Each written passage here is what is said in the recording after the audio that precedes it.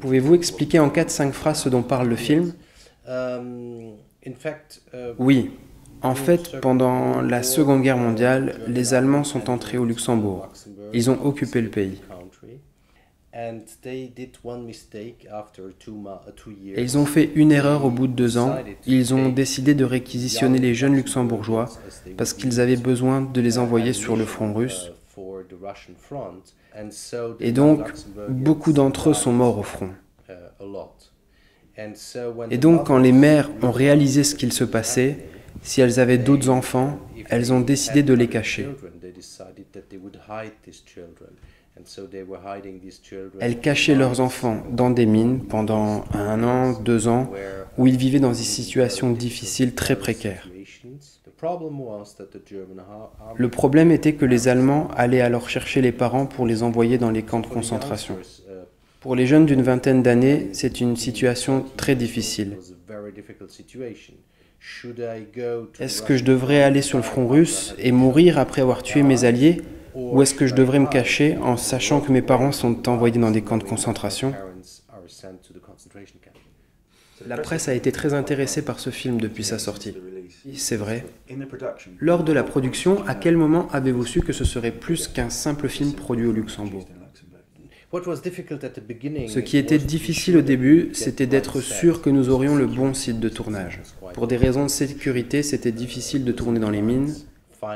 Finalement, nous avons eu l'autorisation de filmer dans la partie des mines où tout s'est déroulé.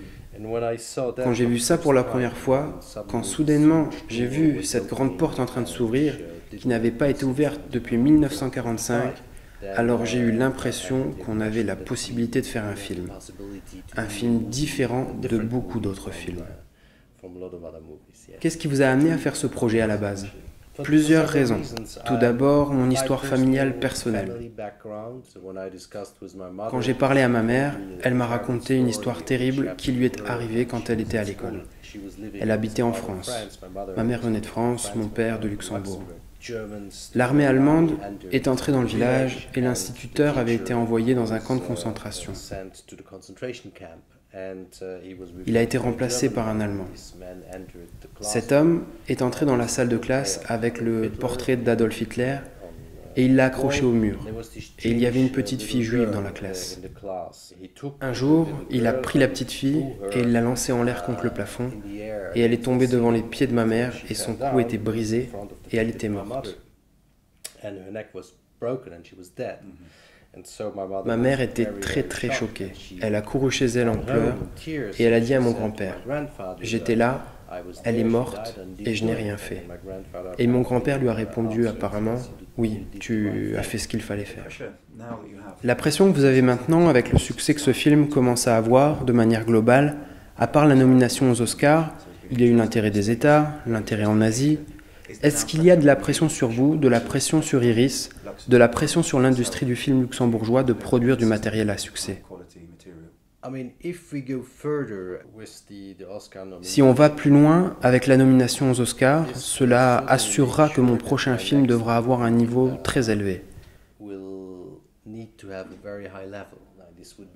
Ce serait un succès énorme pour Réfractaires, pour Luxembourg et pour tout le pays. Donc ce sera la prochaine étape pour moi. Le nouveau défi auquel nous devons faire face en animation, mais aussi en live action, c'est l'utilisation des nouvelles technologies. Je parle du 3D et je meurs d'envie de voir ce que James Cameron a fait avec Avatar.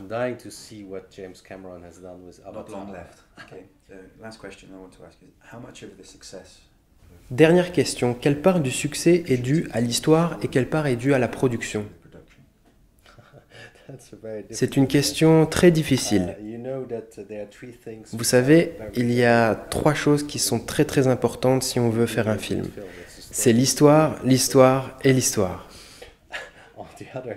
D'un autre côté, je trouve qu'on a une excellente valeur de production ici, parce que tout le monde qui travaille dans l'équipe, malgré le fait que c'est un très petit budget, parce que c'est un film luxembourgeois, j'avais vraiment une dream team.